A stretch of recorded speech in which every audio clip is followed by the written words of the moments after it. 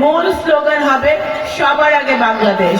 বাংলাদেশ জাতীয়তাবাদী দলের যে মূলনীতি, সে আদর্শ হচ্ছে যে জনগণের সেবায় নিয়োজিত থাকা। বেগম খালেদা জিয়ার বিকল্প শুধু বেগম খালেদা জিয়াই। আমার মনে হয় না এই ধরনের প্রতিহিংসা বিহীন একজন রাজনীতিবিদ, যার মধ্যে কোনো প্রতিহিংসা ছিল না, কোনো লোভ লালসা ছিল না, যিনি 6 বছর মিথ্যা মামলায় কারাগারে থাকার পরেও, এত অসুস্থ অবস্থায় থাকা পরেও উনি কারো বিরুদ্ধে কোনো বিরুদ্ধচারণ করে নাই। উনি যখন জেল থেকে বেরিয়েছেন, উনি অসুস্থ অবস্থায় ছিলেন। আপনারা সকলে গত বছর অগাস্টের 5 তারিখে যখন ফ্যাসিবাদের পতন হয়েছে, আপনারা কিন্তু অনেকে ওনার বক্তব্য শুনেছেন ভিডিও বার্তায়।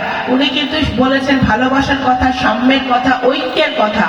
এবং আমাদের দেশনেত্রী বেগম খালেদা জিয়ার বার্তা, জনাব তারেক রহমানের বার্তা এটাই যে জনগণের পাশে দাঁড়াতে হবে, জনগণের বিপদে আপদে থাকতে হবে। বাংলাদেশ জাতীয়তাবাদী দলের যে মূলনীতি, সে আদর্শ হচ্ছে যে জনগণের সেবায় নিয়োজিত থাকা। গত 17 বছরের যে আন্দোলন, গত 17 বছর যে ত্যাগ, সেটা কখনোই ক্ষমতার জন্য ছিল না, সরকারে যাওয়ার জন্য ছিল না।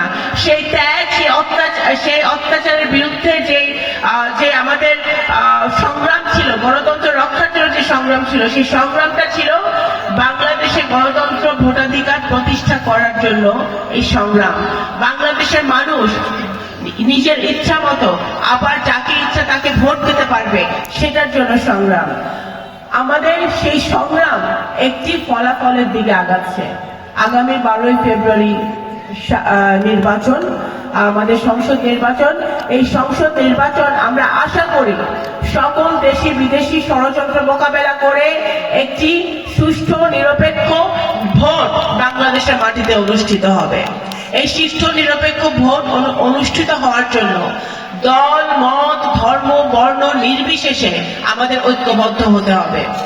কারণ এখন সময় এসেছে যেখানে, যেটা আমাদের এখন বিএনপির স্লোগান, নতুন বাংলাদেশ গড়ার স্লোগান, আমাদের যে ইশতেহার আসবে খুব শীঘ্রই আপনারা দেখতে পারবেন, এই ইশতেহারে আমাদের মূল স্লোগান হবে সবার আগে বাংলাদেশ।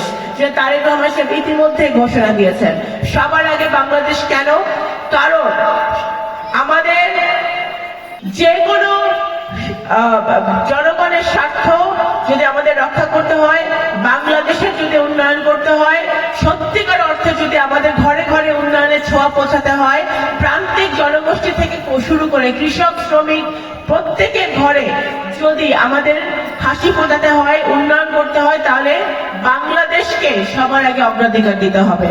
আমাদের বহির্বিশ্বের সাথে আন্তর্জাতিকভাবে আমাদের যেখানে আমাদের বাংলাদেশের সাথে চুক্তি হবে, সেই চুক্তি হবে সাম্যের ভিত্তিতে, সমতার ভিত্তিতে এবং সম্মানের ভিত্তিতে, নিজেদের স্বার্থ রক্ষা করে।